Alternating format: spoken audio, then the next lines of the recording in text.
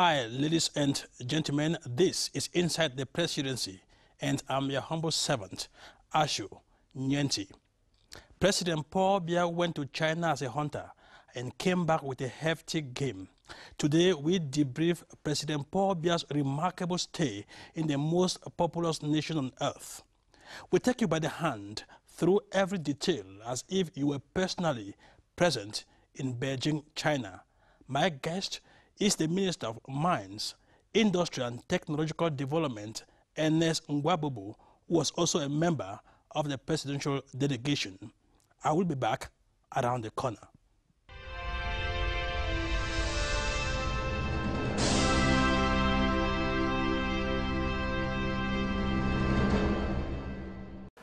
Dear viewers, I told you at the beginning, my guest is Ernest Ngwabubu, Minister of Mines, Industry and Technological Development. Mr. Minister, nice to have you here.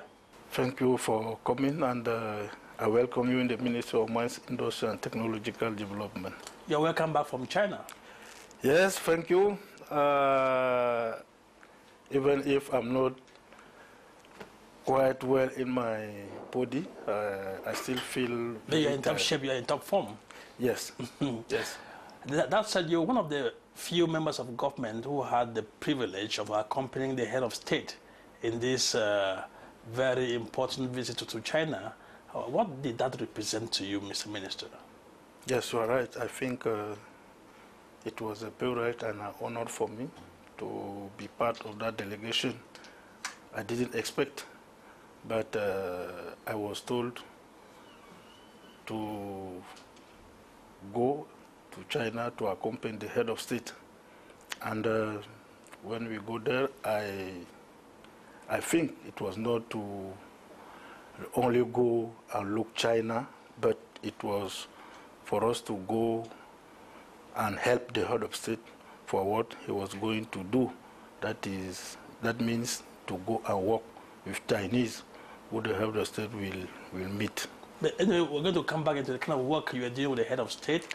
Now, how would you describe, you saw everything, how would you describe the quality of reception that was reserved for the presidential couple? Exceptional. Exceptional in the sense that Chinese are very organized. I was not at the airport, but at the hotel when the head of state met us, I think... Hotel St. Regis? Yes, Hotel St. Regis. It was a very warm reception. And all the time we spent there, I think it was very joyful. It was very joyful. Even when we went to the round table, the opening ceremony, and... at the Great Hall of the People? Yes, yes. Now, talking about the Great Hall, you at that ceremony where the head of state met face-to-face with Xi Jinping, his yes. Chinese counterpart. And then later on, there was a dinner that was offered in his honor. What are some of the things that were being said about President Paul Biya in those places? I don't know how to say it in English, but I think the interpreters, the translators, told us that Mr. Xi Jinping said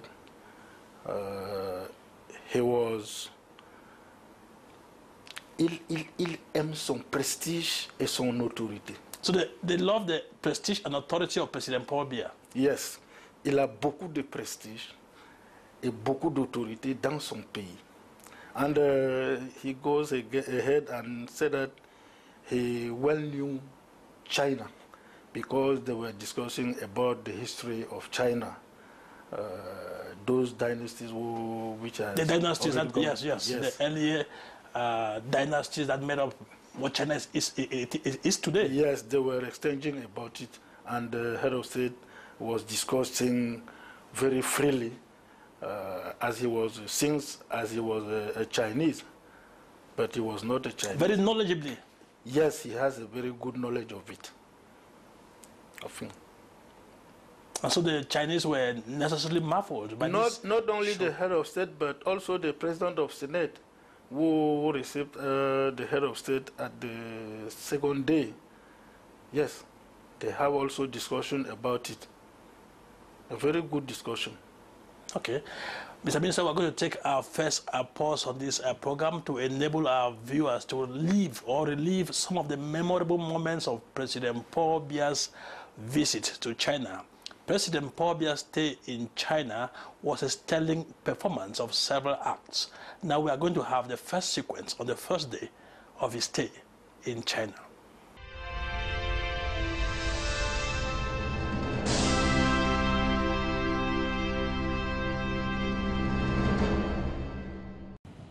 Paul Biya is now in Beijing. The international media was mobilized on a full honor guard rollout to give the president and his wife, Chantal Biya, a welcome befitting of their rank and status.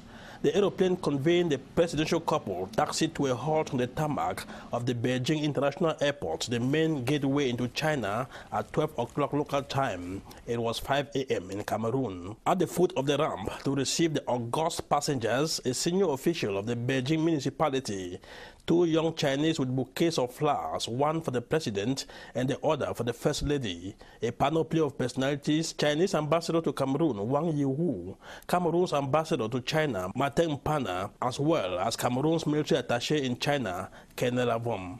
The presidential couple was immediately chauffeured off to the St. Regis Hotel in the heart of the capital city, where they will be staying for the duration of the summit.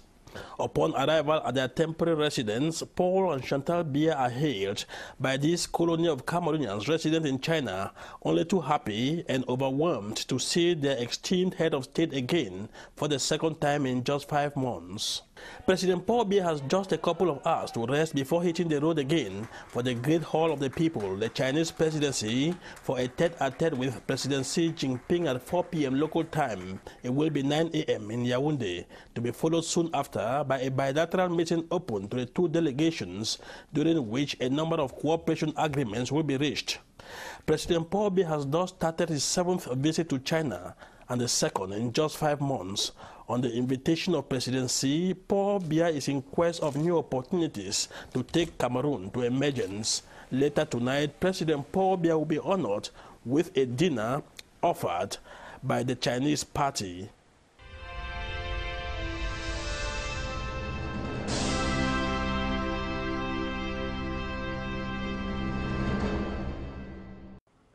Amongst the many Cameroonians residing in China are students, businessmen, embassy staff, just to name a few. Some are fully integrated into the Chinese community through interracial marriages. I just hope that we will be able to better our relations and to have a win-win situation for mostly Cameroon, but Africa in a whole. Cameroonians here in China, they have a lot of opportunities, and I don't feel like we really use those opportunities very well. So we need to work very hard on it. Konjo Selambi Elvis is a student who has benefited from the Belt and Road Initiative Scholarship Program. It's a good opportunity for us to grow technologically, because I'm a computer science student, and I see that from the knowledge I get from this cooperation, I can help back my country.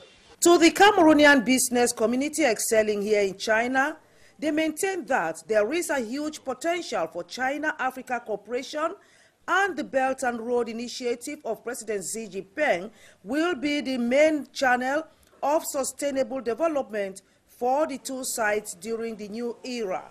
I would love Cameroon to be part of that Belt and Road Initiative, to be part of the bank that is being created here. They call it the AIB, one of the banks that is going to finance this project. We have so many Cameroonian students in China. This cooperation should help them, to have a better job in Cameroon when they go back. To these compatriots, no matter how far they have traveled, their happiness here does not stop them from connecting with home news. They are ready to participate in the upcoming presidential elections back home, and many believe in the options and ideals of the ruling CPDM party and the party's candidate, President Paul Biya. I have my voter's card, I am enrolled, and I am ready to vote. Building a prosperous Cameroon with the youths playing active role in development is their sole concern.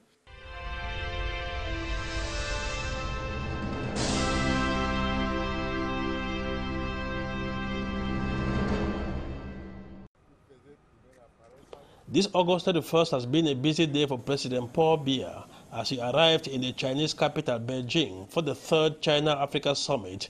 With Madame Chantal Biya accompanying him, he is received in all solemnity and deference by Chinese and Cameroonian authorities as his plane touches down at the Beijing airport at 12 o'clock local time.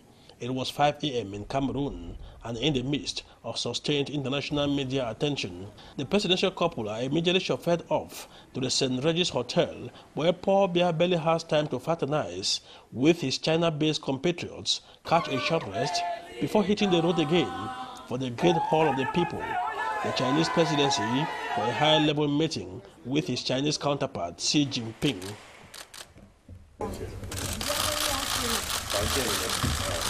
This handshake at the Great Hall of the People is firm and warm, as it has always been between the two leaders. There is no doubt this is another testimony of the esteem and prestige that the Cameroonian head of state enjoys within the Chinese leadership.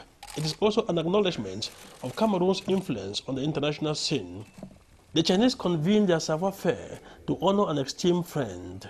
Paul Biya, the Chinese have repeated here, is a decent and seasoned statesman whose leadership, clout, and international renown are fundamental to their success, and who has the necessary influence and political pedigree to lend a hand to Chinese diplomacy in Africa.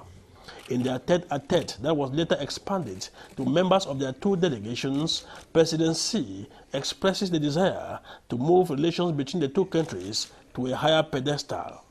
In his response, President Paul Biya makes a strong case for Cameroon, whose public finances, he says, have been jeopardized by multiple factors. And so he implored China to cancel part or the whole of the debt owed by Cameroon.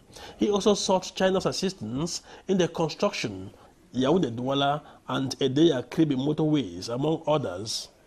And the results are quick to come. China agrees to pull out the checkbook and participate in the realization of the major projects in the country, and then sign two cooperation agreements, including one on technical assistance to the Gyneco-Obstetrics and Pediatric Hospital in Nguso, Yaoundé, and the hospitals in Boya and Mbamayo. President Biya came to China also in search of fresh impetus and new opportunities for Cameroon's emergence dream, and he got them all. Even before the China-Africa Summit starts, President Paul Biya has decisively positioned Cameroon as a strategic player in the new paradigm in Sino-African relations.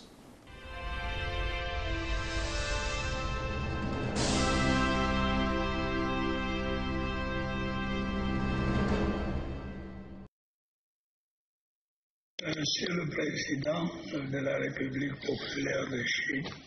Mr. President of the People's Republic of China, my dear friend, permit me, as I begin my statement, to extend my profound gratitude to you, your government, and the great and friendly people of China for the warm welcome and all the solicitude always accorded my wife, my delegation, and me on every visit to this big and beautiful city of Beijing. During my last state visit, from the 22nd to the 24th of March this year,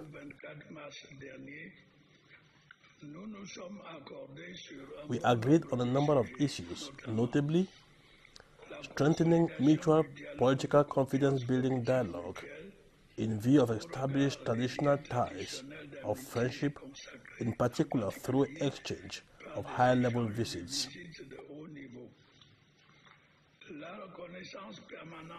Permanent recognition of the One China principle, our shared conviction with regard to the stability of the institutions of our two countries, and our common attachment to peace as a precondition for economic, social, and cultural development.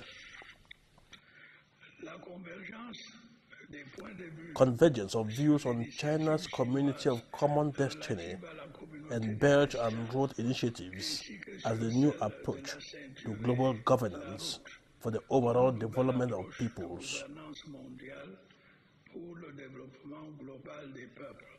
The importance of the Forum on China-Africa Cooperation for CAC as an instrument of cooperation for strategic partnership between Africa and China.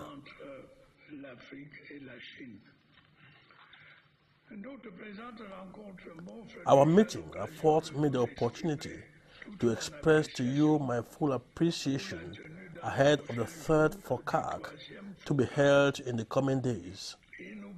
Without any doubt, it will enable us to explore new development avenues and lay the groundwork for further common actions.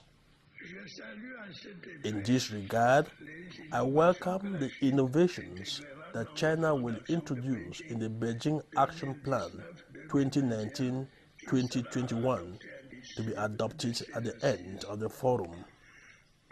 Regarding our bilateral cooperation, once again, I would like to commend the multifarious grants, assistance, and support Cameroon receives from China. That is why I continue to appeal for such support to be increased in view of the development challenges my country must address. The combined effects of the economic constraints Cameroon has endured for some time now, fight against Islamic terrorism in the far north, secessionist tendencies in the northwest and southwest regions, influx of refugees from two neighboring countries have jeopardized its public finances. Consequently, on the strength of the strong friendship ties existing between China and Cameroon, my country would like to benefit from the total or partial cancellation of its debt to China. Furthermore, to create conditions that are conducive to Cameroon's rapid economic development, I very much hope that China finance in the short run Phase 2 of the Yaoundé-Douala motorway, the motorway from Yaoundé city center to Nsimalen International Airport, and lastly, the motorway from Edea to Kribi, where the largest deep-sea port in Central and West Africa is located.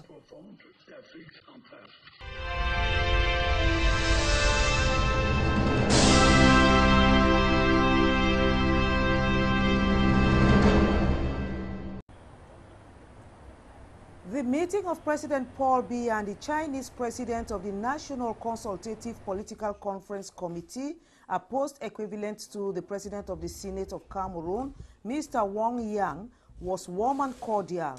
On behalf of the host President Xi Jinping, both statesmen were treated to a dinner offered by the Chinese president as a sign of friendship and collaboration between the peoples of the republics of Cameroon and China.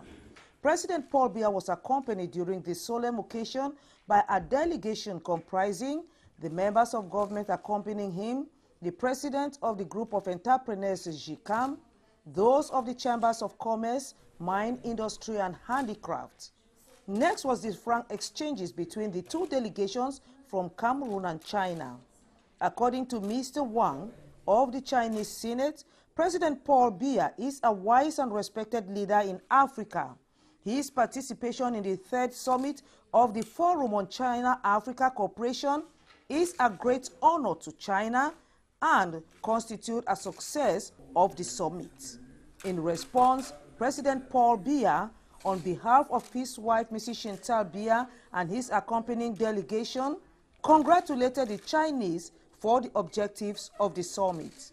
The dinner offered in honor of President Paul Biya on behalf of the Chinese President Xi Jinping took place at the State Guest House situated by the lake at the center of Beijing with a historic courtyard ideal for relaxation. The cordial and fruitful discussions by both official delegations and the dinner testified eloquence and the high esteem of friendship and collaboration between President Paul Biya and the people of China.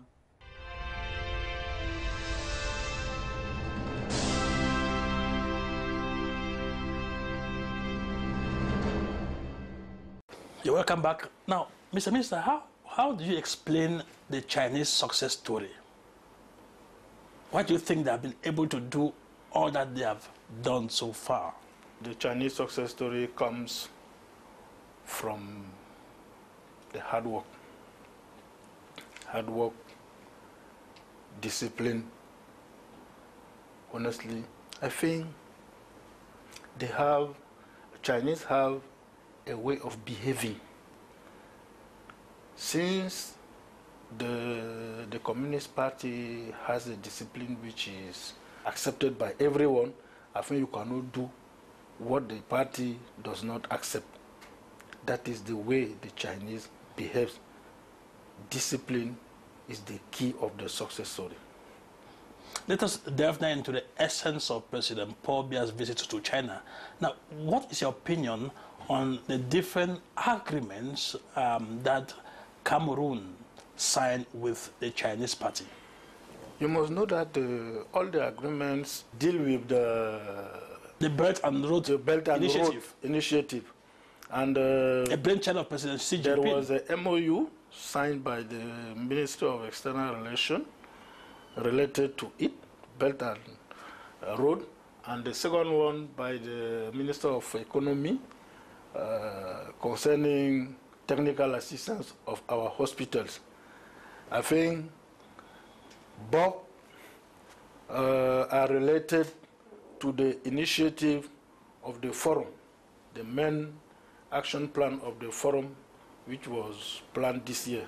There was a third agreement that was signed too, this time not at the Chinese presidency, but on Cameroonian territory at the embassy in Beijing with the International Bamboo Organization. How will you assess how important are these agreements to Cameroon? The first one, the MOU, is very global. And the second one is concerning a sector. The health sector. Health sector. And the third one you are talking about concerning bamboo, I think a ministry as a small and medium-sized ministry is very involved. They will be very interested by those. I think all the three agreements are good and will be very profitable to the Cameroonian SMEs. Small and medium-sized enterprises? Yes. Now, there's one thing that President Xi Jinping said. He talked about helping Cameroon in its industrialization drive. And your ministry, fortunately, has an industrial master plan for Cameroon. In which areas do you think we could be competitive so as to attract Chinese investors? Not only Cameroon will be helped by China, but all the 54 countries of Africa which were present at the forum. The 53 that were present? Yes. Because one was absent? Yes, of course.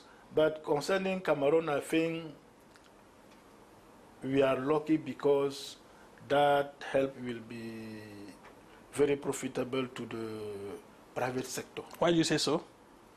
The private sector is the main key of the development of the industrialization of our country.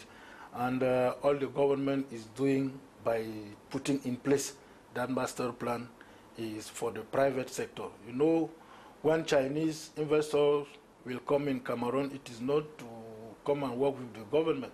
They will come to work with the partners. There will be a strategic partnership between Chinese investors and Cameroonian investors, in the sense that Cameroon investors have to open the capitals to make Chinese enter and to work in partnership. Have they been sensitized in that regard, that they have to open up their Yes, we have already discussed about that issue with the Cameroon investors after the forum we organized in the Congress Hall here in June. And they were the one who did that proposition. And when we met with some Chinese investors too, we talked about, we did the proposition and they accepted it. Because you know that they are the one who told me that le climat des affaires au Cameroun est dur. I told them it is not due, ce n'est pas due. You can. The only thing in Cameroon we want is that you respect the rules and regulations. But why do you think they said that? Did you try to find out why they said what they said? No, you know, everybody knows it. Many things are not good. We know it. Laxity, slowness, some documents which do not come very early when we are waiting for the decision. That is what they do not accept. I told you earlier now that Chinese had good work, hard work. They used to work hard. Because I don't know if in China people sleep. Because they even sleep and wash their streets at night. Yes. I don't know if they sleep in China. You know, concerning the hour, since here we are at 7 or we are at 8, and there we are at in the evening. It's a 7-hour time difference. A time difference. They are 7 hours ahead. And still we are alive, we are working, we think that Chinese are sleeping, but they are not sleeping, they are working. Because even in the hotel we were living, you can call and you are safe at that time. This is not the same thing in some countries. It is not the same thing. Now, during the round table conference, one of the round table conferences, President Paul Biya prided himself about Cameroon having a rich subsoil in terms of enormous mining deposits. You are the minister in charge of this sector. Is everything in place so as to enable us to have a competitive edge when foreign businesses start coming in? Everything is in place because we have already a mining code, which is a good one. Very attractive. How good is it? Very attractive, competitive. And what is inside that makes you to say it is competitive and many attractive? Many incentives. Like? Many incentives, administrative, taxes, customs, and that is what the investors need. We put in place some procedures which make investors let me say, conduct the affairs very easily. Quickly. Quickly, yes, very easily, quickly. And the Ministry of Mines is the one who used to accompany them.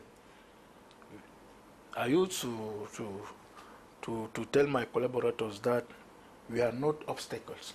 This ministry is not an obstacle, but a facilitator.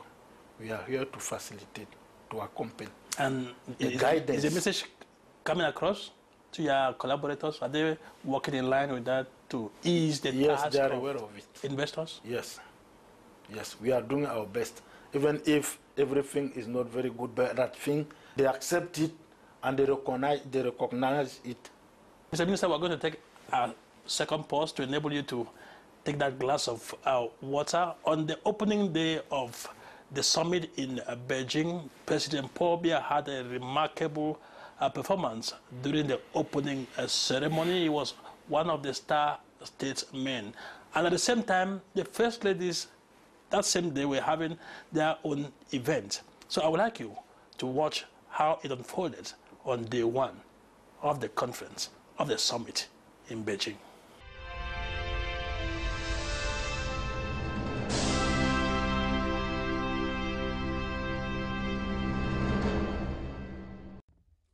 Here he comes, in elegant and disarming paces.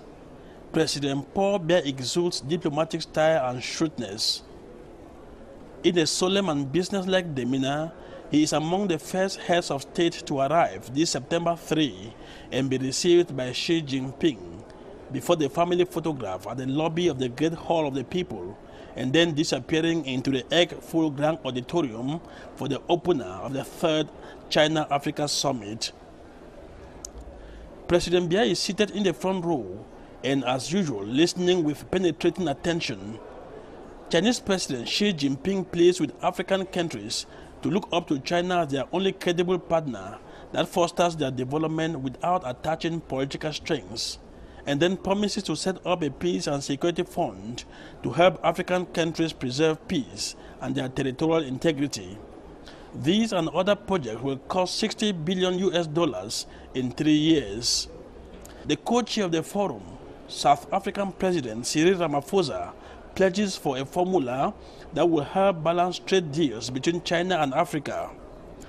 For the chairman of the African Union, Rwandan President Paul Kagame, Africa's ties with China are not at any other country's expense.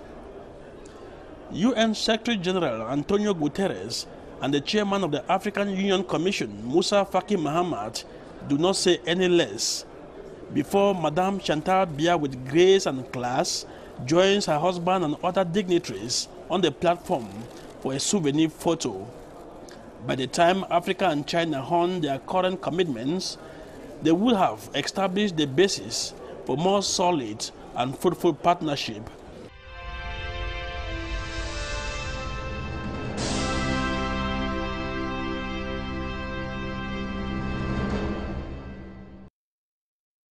The venue for the First Lady's mini-summit on the control and prevention of the HIV/AIDS virus was the Dayuta State Guest House in Beijing. Holding under the theme, China-Africa join hands for a future free of AIDS, the over 40 First Ladies present have been involved in the fight against the spread of the AIDS battle in their respective countries. With their host, Mrs. Peng Liyuan, who is an ambassador of WHO in the fight against AIDS and tuberculosis, it was an occasion for the ladies to confirm their continuous commitment in the campaign against AIDS. Next was the viewing of a documentary portraying the different First Ladies in action in their countries as champions in the AIDS battle. As for Mrs. Chantal Biya, her actions were viewed through her commitment in CERAC, the Chantal Biya Foundation, African Synergy, and the Research Center. The last part of the program with the First Ladies was reserved for speeches. Mrs. Peng Liyuan, who chaired the conference, emphasized on 3 main points, namely, the quality of treatment to AIDS patients. Health centers, she insisted, should be involved in screening and treatment, while the health centers should also be well equipped with qualified staff. She appealed for the involvement of youths in the campaign against AIDS, a gesture which Mrs. Chantal Biya is championing in her country through the AIDS-Free Holidays program. According to Mrs. Peng Liyuan, youths are the most vulnerable and sexually active group. She also stressed that the treatment should be available to everyone, not limited only to the affluent class. The WHO director who spoke next was impressed with the commitment of African First Ladies in the AIDS battle for the past 10 years. 5 African First Ladies representing the principal corners of the continent also took to the microphone. They were the First Ladies of Ghana, the Central African Republic, Kenya, Zambia, and Sudan. Meanwhile, the First Ladies of South Africa, Chad, and Mali were given the opportunity to talk about their strategies applied in their countries to fight AIDS. Last but not the least to address the ladies was Michel Sidibe, the Executive Director of UNAIDS. He congratulated the First Ladies for their active participation in the AIDS battle. Michel Sidibe was in Cameroon to hand over Mrs. Chantal Biya's attributes as UNAIDS Special Ambassador in the AIDS battle. At the end of the deliberations, the First Ladies signed the Special Declaration Chart as a mark of commitment. To Mrs. Peng Liyuan, the coming together of the First Ladies for a common goal, stop AIDS in China and Africa, is another way of enhancing China-Africa cooperation. She invited the First Ladies to light the red ribbon logo as a sign of commitment and togetherness in the AIDS battle.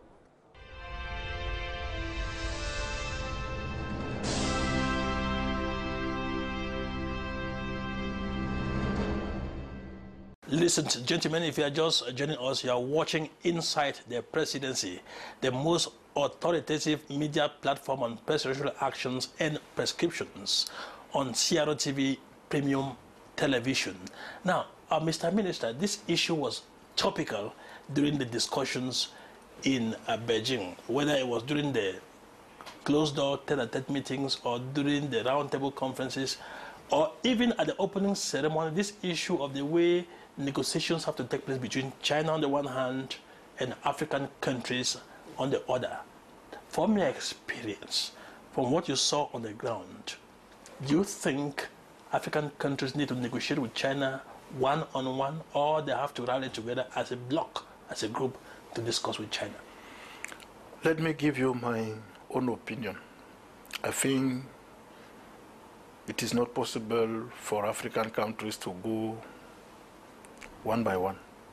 It is better we go en bloc, because when we are many, it is a force. It is a strength. You have a capacity of discussion. You know that we are, all the countries have not the same level. Some experts in many areas to go to the discussion. But if we are together, we put our experience together, we can discuss. You know that China is 1,300,000,000 persons. 300 million? Million. And what about the African countries? 1.2 billion put together. That is what the head of state of China said. He said that it is not possible. But since you have that big country before you and a small country as Cameroon, what is he going to do? No, I think we have to join our experience to go and meet China to discuss. But I don't know what the hierarchy can decide. But when we go, I think every country has its own problems. Every country has its own problems. Its own interest to defend. Yes, of course. Of course. If we have some problem like in infrastructure, I think Equatorial Guinea has no problem in infrastructure because they have already the infrastructure. They were looking for some other thing. That is the problem. The difference is in the level or at the level of some sectors, some strategic sectors. Central African Republic is to be built in all the sense. But Cameroon is not the same thing. We are dealing now with some problems about insecurity. We need some means maybe to have the solution to that problem. So when we are together, every country can put hand, another one can bring his own, and together we go, we meet China. As I said, many hands tie a bundle. Yes, yes. They cannot give all the 60 billion to one country. We have to share. And if you go together, we can share it. Talking about the 60 billion, you already have an idea of your own ministry, yes, on the things that you think part of that 60 billion will be useful. Thoughts? Since it is not given to the minister, to the ministries. No, but you know the overall projects. It's not. Yeah, we have many projects. We have many projects, and we have already discussed about it with some Chinese investors who were received, and they are ready to come. They promise us they will come. They will do. It concerns electricity, iron projects, such as Mbalam. Iron ore. Yes, they are ready to come. Some project like a project like Sino Steel, iron mamel of Kribi, Lobe. No, there are many projects. They are ready to come to do PPP, BOT, or OO. Be open and transfer. Yes, that is what they promise us. they will come to do. Because Chinese companies have been encouraged by the head of state to come to invest in Africa. That is the main thing I retain of this trip. Now, you went to China, you said it before at the beginning of this discussion, their organizational savvy, their discipline, their work ethic. And President Paul Biya did a brilliant marketing of Cameroon and its resources, both natural, human, and otherwise. Before long, many firms, many industries will virtually be stampeding each other to seek for space in Cameroon.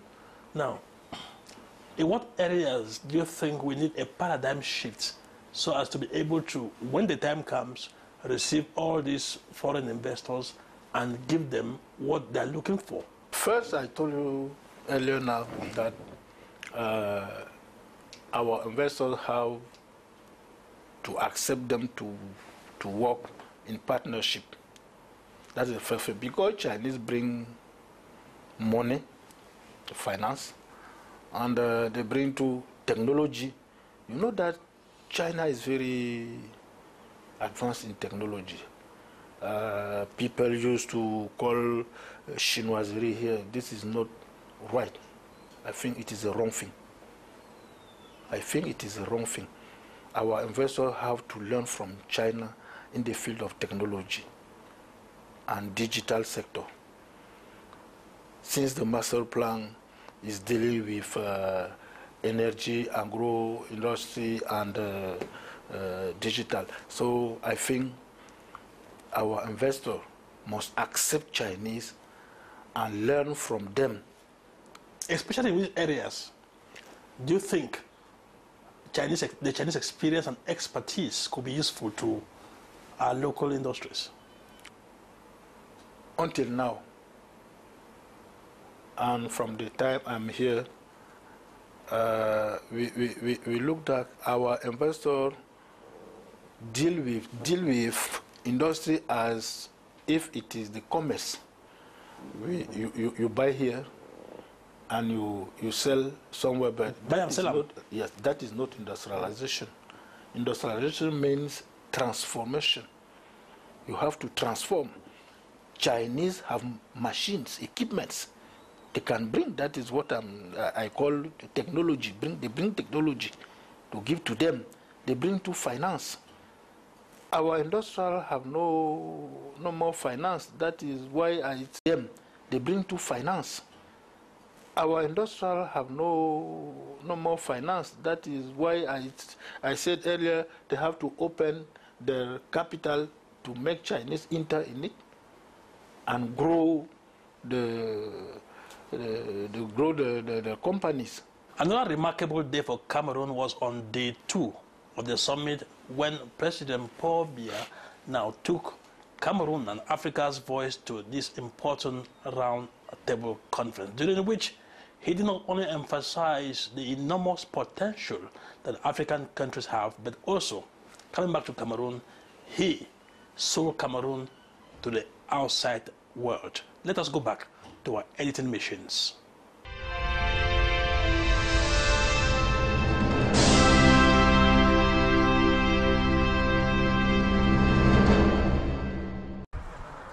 Cameroon's harvest in the China-Africa Summit is already very rich. As spin-offs, Cameroon has, in 3 days, sealed 3 deals with the Chinese. On Friday, in the midst of a high-level meeting between President Paul Biya and Chinese leader Xi Jinping, and under their watch, 2 cooperation agreements were signed at the Chinese presidency.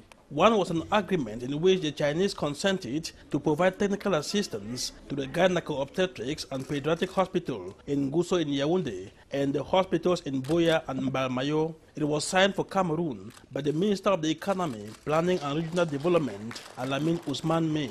The other was a memorandum of understanding on Cameroon's accession to the Belt and Road Initiative, BRI. This initiative is a brainchild of President Xi Jinping, who believes that to prosper, you must first build the road. The agreement was signed for Cameroon by the Minister of External Relations, Logène Mbela Mbela. On the instructions of President Paul Biya, Lojen Mbela again, Sunday morning, September 2nd, signed the third agreement. This time it is in Cameroonian territory at the embassy in Beijing. The substance is a headquarters agreement to station in Yaoundé the Central African Regional Office of the International Bamboo and Rattan Organization, IMBA, an intergovernmental organization based in China. The Minister of External Relations signed for Cameroon, while the Director General of IMBA, Dr. Hans Friedrich, committed his organization in the presence of Chinese authorities.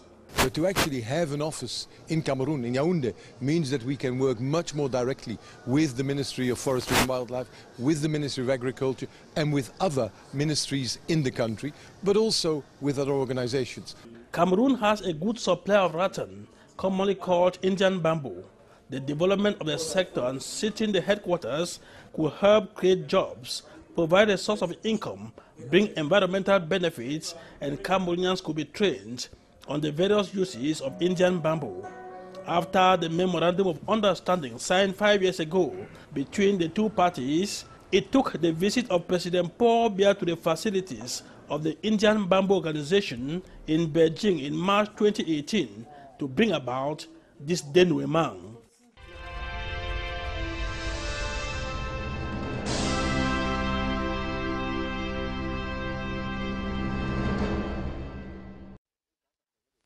The venue was the St. Regis Hotel, Beijing. Here, the two main actors, Lojen Mbela of the Ministry of External Relations and Du Yu, the General Manager of Huawei Cameroon, signed and exchanged documents. This was in the presence of Minister Alamin Ousmane Meh of the Ministry of Economy, Planning and Regional Development. The group Huawei has been investing in Cameroon for close to 10 years, and the officials of this communications industry specializing in the mobile telephone sector have had the opportunity to be received in audience by the head of state, President Paul Biya, on 4 different occasions.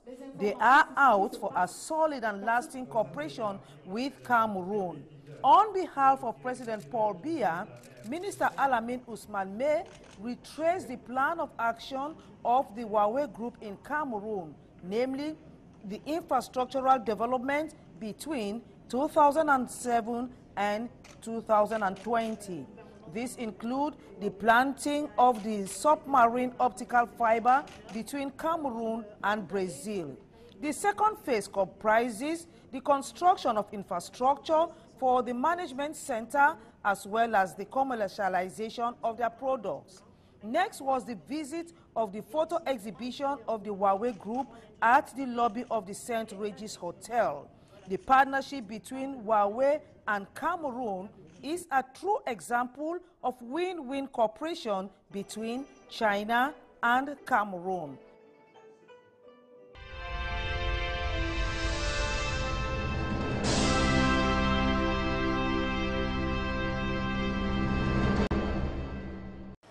China and Africa are determined to embark on a win-win cooperation with emphasis on modernization and industrialization under the framework of the Belt and Road Initiative of President Xi Jinping.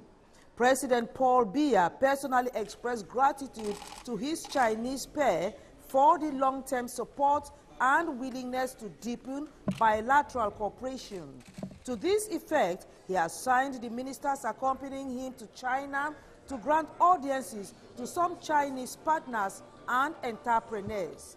It kicked off with Minister Ernest Ngwagubu of the Ministry of Mines, Industry and Technological Development and the General Manager of China's TBEA Company Limited, specialized in the electricity sector.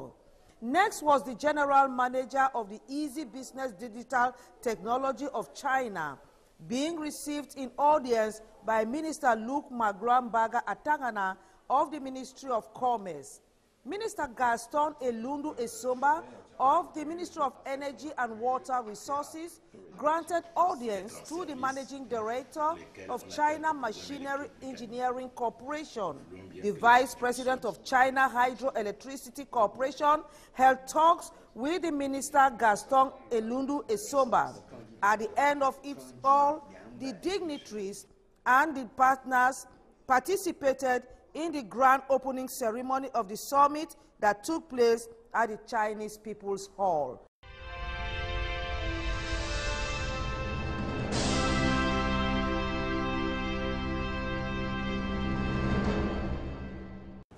Journalists accredited to cover the summit for the Forum on China-Africa Cooperation were introduced to the media center situated at the Beijing International Hotel last Saturday, 3 days ahead of the official opening ceremony.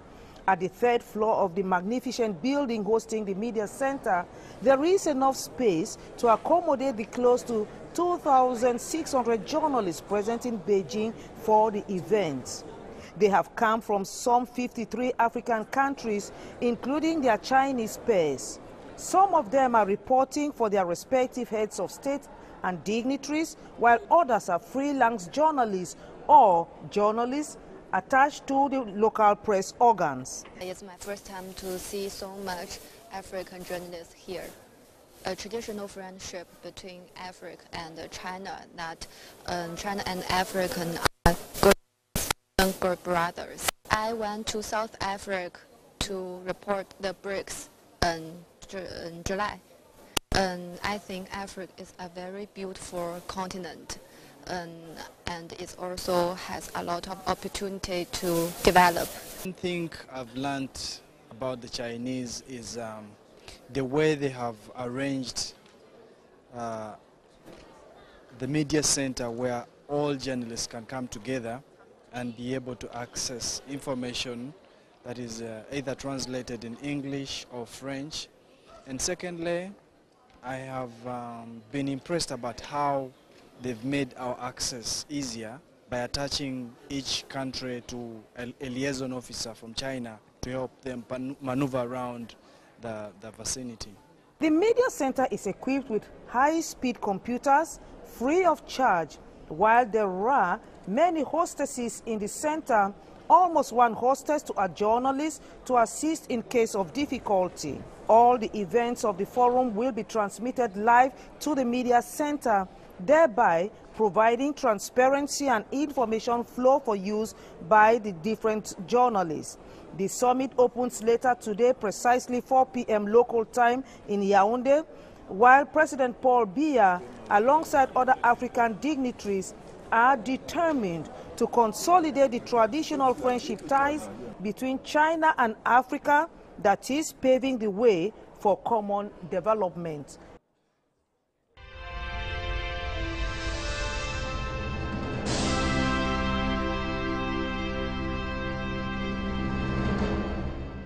We are going to round off this interview, this discussion, Mr. Minister. You've said you are encouraging foreign firms to come. That is why President Paul Biya went out there, and there will be coming many of them.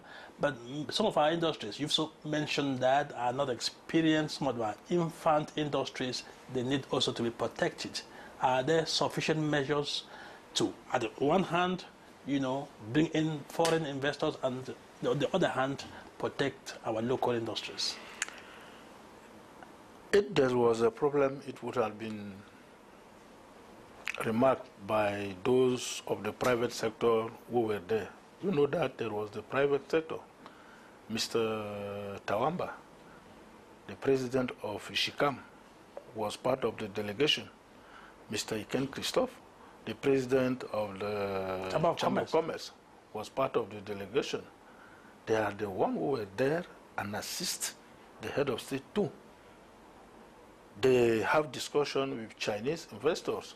And after that, there was Madame Minja of API, who came and organized a forum with Chinese investors, Chinese and Cameroon private investors. So I think Chinese are not coming in Cameroon to make our companies disappear, but to make them grow. If Cameroonians are intelligent and if they accept Chinese with their know-how, because Chinese are coming with know-how, as I said, technology, finance, they must accept them. And the rules and regulations of Cameroon protect our industry, which is growing she's not yet arrived, but she is going slowly and she's growing. And I think the role of the administration is to protect that industry, which has many things to do, but which needs help to be accompanied. That is the role of the government now. And I think we must not refuse Chinese. We must accept Chinese who come with know-how, finance, and I think the benefit will be to the country and to our local companies. Mr. Minister, thank you very much for your insight. Yes, thank you for coming. But before I conclude, I want to say something which has been said there. During the discussion, the head of state discussed with the Senate President about corruption. And we had some examples. I think that examples could help us. The President of Senate said that 400 personalities have been arrested and sacked. In China? In China, because of corruption. And 100 general officers for the army has been arrested and sacked because of corruption. And the head of state told him that Cameroon too is struggling about against corruption, and it is a good example we can also copy for them.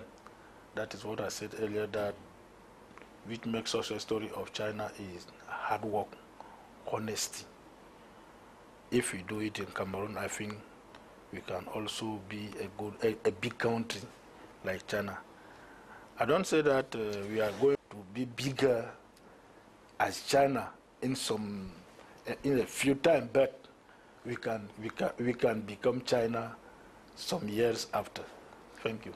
Finally, thank you. Thank you very much.